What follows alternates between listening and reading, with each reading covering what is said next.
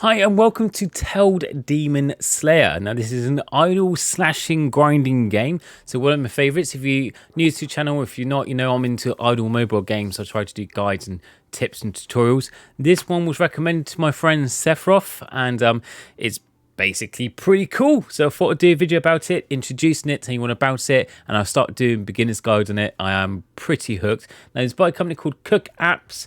It says, welcome to Tell Demon Slayer, join a hero's adventures in Bestia, a once happy, peaceful little town turned dark. Undead bosses are now carrying the streets under King Richie's iron fist. But this will end now. Stock up on epic hero powers and battle of the century.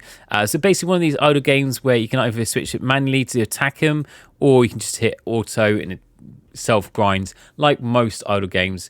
To be honest, what I like about this one is most idle games got a moment you do have to actively tap certain things. This one can be completely auto, but it doesn't mean it's going to be boring, because there's lots of stats and strategies and stuff you can add to it than it just being simply hands-free.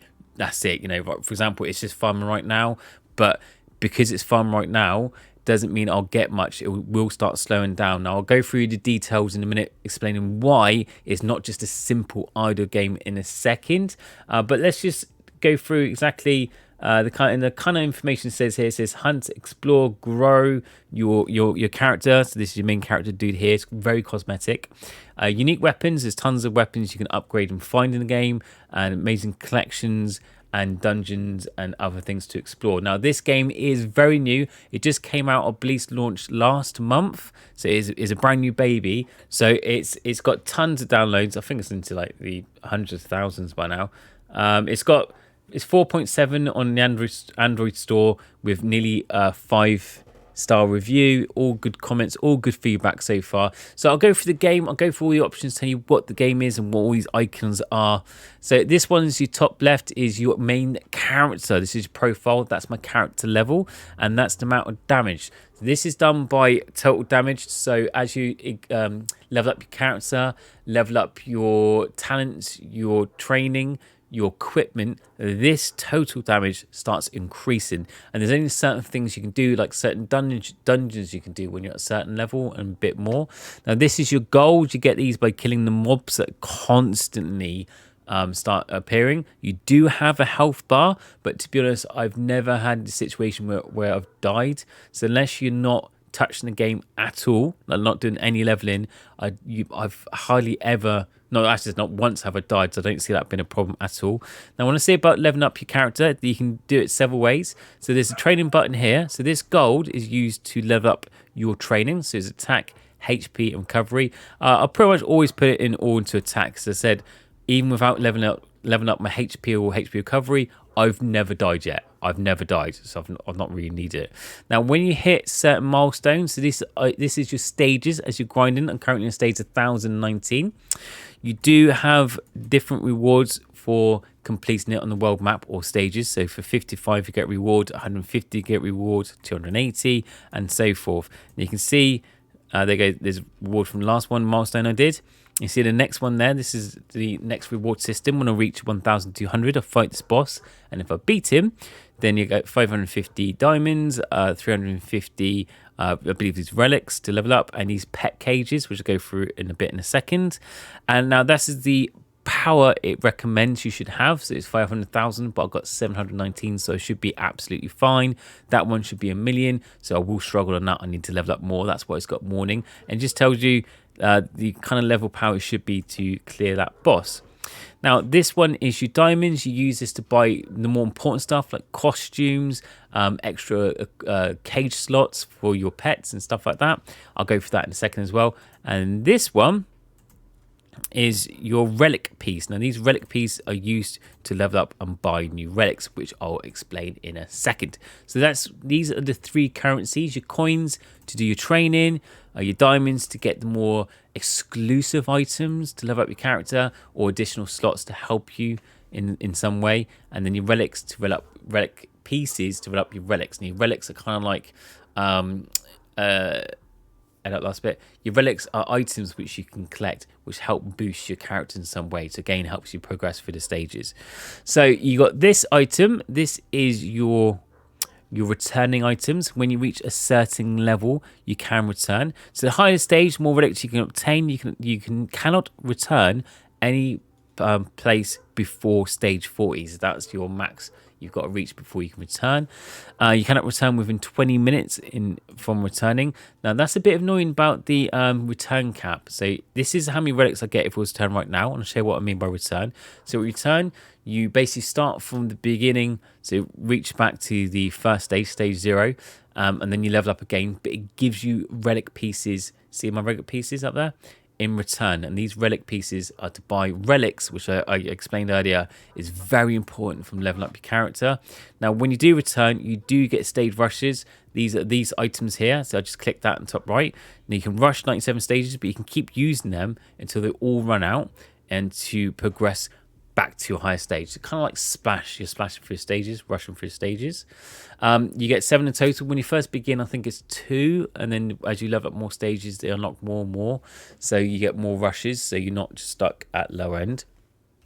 Now on the left side, these are boosters. So as you go for a VIP character, you get the Guide for Clover buffs. They're basically buffing your characters for weapon, mage, rogue, I believe, an additional one. Plus, if you unlock all of them, it gives you a general boost anyway. Most of them are free of first round, because there's 2 rounds. One is the first round of unlocks, which I've done. The second round, you have to watch videos, so it'd be 4 clips, but once you've watched all 4, it unlocks the middle one. And so that gives you a speed boost, and that gives you attack, skill damage, additional damage on boss, and critical damage.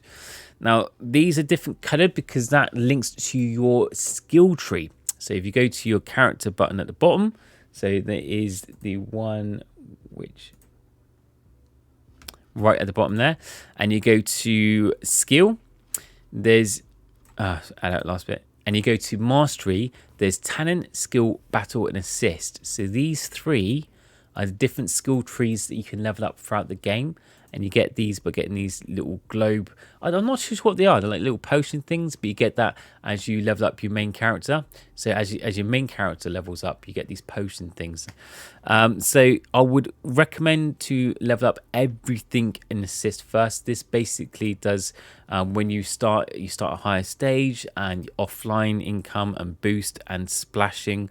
Essentially, you need this. I really recommend to max this out first, assist and everything, so that when you splash, you don't have to spend ages grinding up again. You can start at a higher stage. It makes the game really faster and more enjoyable, because there's nothing worse than the idle game having to spend hours just to do little progress. So this is what I first did. I would recommend to level up everything, max everything here, just to make the game quicker, so it's more enjoyable. They've got talent, which is mostly damage for player, gold income, dungeons, skill, which is your mage, and then battle, which is more like your crit. Now that links to your equipment. So again, all these equipments you can collect in the game. They get from drops, you get them from dungeons and other places. There's 2 sets you pick from, so you can mix them up any way you want. So you can either have sword, range, dagger, mage. Dagger's like rogue. So you can have maybe a sword and range, or you can have sword and dagger, or maybe a ranged and mage. You can mix up anything you want. I picked my 2 highest ones. That staff is an SS items, which is really high. It's different graded. I believe it's A, B, C. C being lowest, B then A, then S, then double S, and gets higher than that. And these are, I said, I got a higher one in the sword at the time. I have got a bit better in the ranged, but I've put a lot of skill points already into the sword, so that's why I've kept it into that area. Again, say this is in sword. I've leveled up my skills to very high level, which I haven't leveled up much in the range and dagger. So again, because I've leveled up my skills on the mage and sword, that's why I still have those 2 equipped in my mage and swords. And now, what do I mean by skills? Well, if you go to your main character, is these icons here, these 4 here. So you can swap between rage and sword. You can either let the auto button do it, or do it manually yourself by clicking on that. So that swaps between 2 different skill sets. So this is what I like about the game. It's very strategy. So if you want to be a range player, concentrate on range DPS. If you want to be a mage, do that. If you want to be a tank and sword player, do that.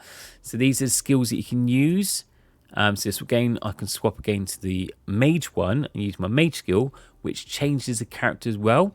So with the character, you can have mage costume, or you can have a sword costume. They would be completely different. And when you go to your costumes, you can cosmetically change it as well. These costumes are kind of like the extra special sets costumes bonuses. So if you complete a set, so for example on this one, the Twig of Chick Swordman, there's one for the sword, one for the hat, one for the chest. And if you get all 3, you see you get the set bonuses there. So set 1, set 2, and I haven't got the third one yet, which is the jacket. Set 3 gives you extra bonuses. So the costumes are kind of set equipment bonuses, collectibles, and they're very powerful, very high tier. So I recommend collecting them.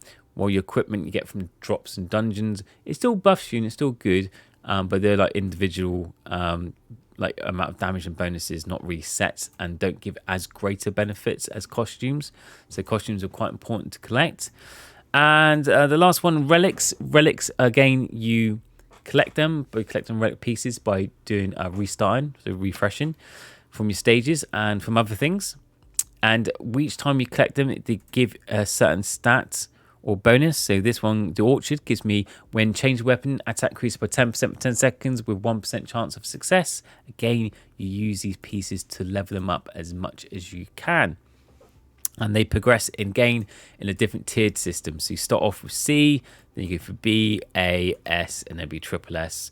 So you can only do grading as you level up. So you first start the game just doing all C stuff, but once you've collected them all and you reach a certain milestone, you then move on to the next one and it gets stronger and stronger and stronger. Last one's the bottom. You got the shop. Same with every game. You can pay to win if you wish to, but I haven't spent I haven't spent a single penny and I've already progressed pretty far. It's very simple. You don't have to spend money, but you can support the game by spending money. It just basically means you level up quicker. That's the only difference.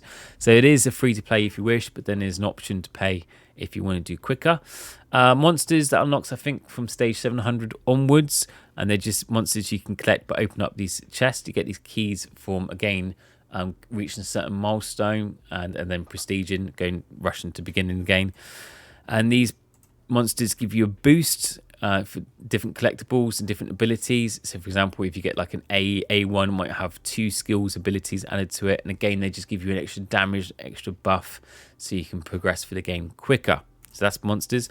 Fairies are pretty much the exact same thing. So this is a fairy on my shoulder. There's 2 there just hovering there. It's 3 hovering around me. Again, these fairies give you different bonuses and boosts. So if I click on the fairy, this one gives me acid floor range 50. So every 4 second monster takes 350 damage of the fox attack damage, a continuous damage. So again, it's worth leveling up these fairies because they add stack on damage to your main character, and you can collect them by sending them off to explorations. I've got none available now because it resets in 9 hours. We normally do 2 or 3 at a time, and you just send pets out to for like a number of hours, maybe 4 hours or 6 hours, and they come back with a cage for you to unlock or more fairies. And when you get these cages, again, you've got to purify them to unlock them. Don't know why, but you just need to select them. You can either watch a video to shorten the time or just wait. I tend to just wait, to be honest, because you tend to get two a day anyway, maybe more just for generally playing the game. They sometimes have events. This is a spring event going on at the moment, so you do cut certain quests and to unlock. So there you go. I've killed 50 monsters. That was a quest, and I get a dice. By doing so, I get all these rewards, and if I collect enough rewards, I can buy special items in the shop. So just like a normal game event, you do certain quests or missions, and if you reach those goals, you collect dices to earn more currency.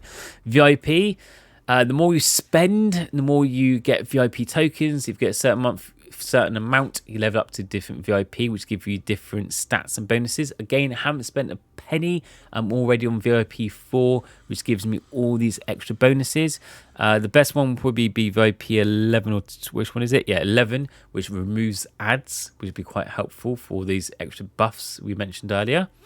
But get to VIP 11, you could probably do it for free, but it would take you a lot longer than say if you spent £5 or £10, because when you spend in the shop, it does, you get the 200 tokens there, 500 to 1,000 there, so you can get to like VIP 11 pretty much straight away if you did that.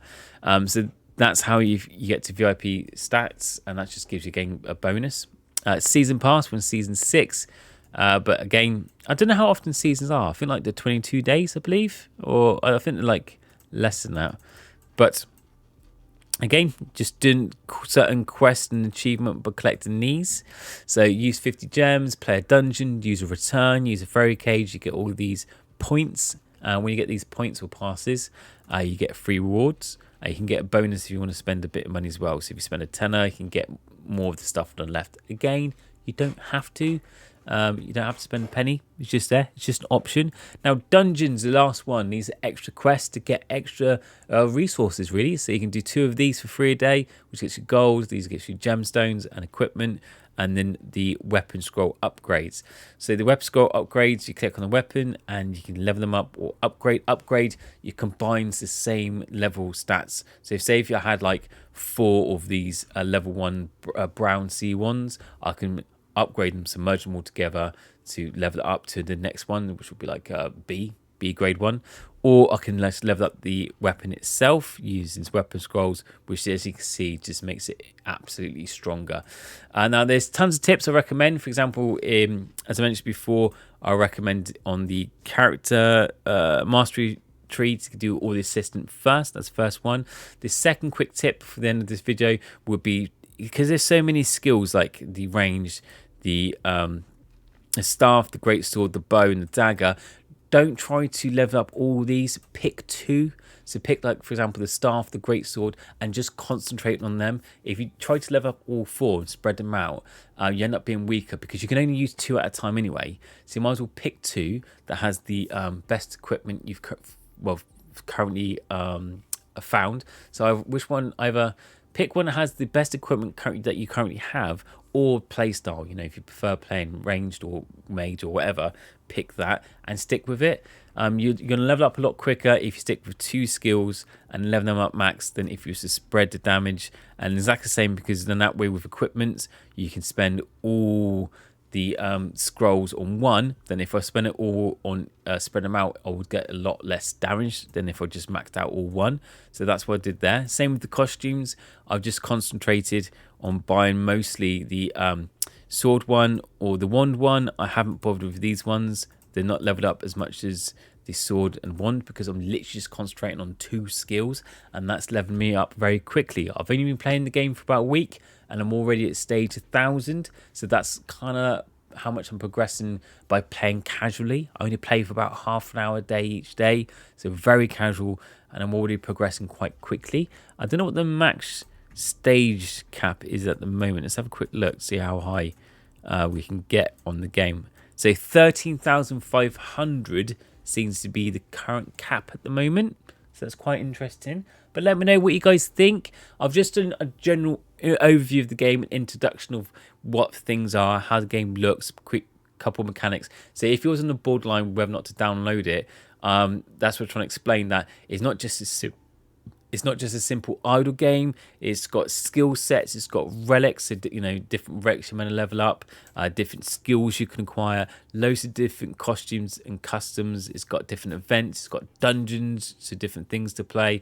So it is a bit varied, and this is just the beginning. So I would imagine they add more. They have got chats, talks in the Discord and privately, saying that they're trying to introduce a guild system, so probably like in-game chat or guild system. That is coming soon, so they are going to develop it. But at the moment, as it stands, it's a pretty solid game, so you probably will see more videos on this coming soon. If you'd like to, let me know in the comments.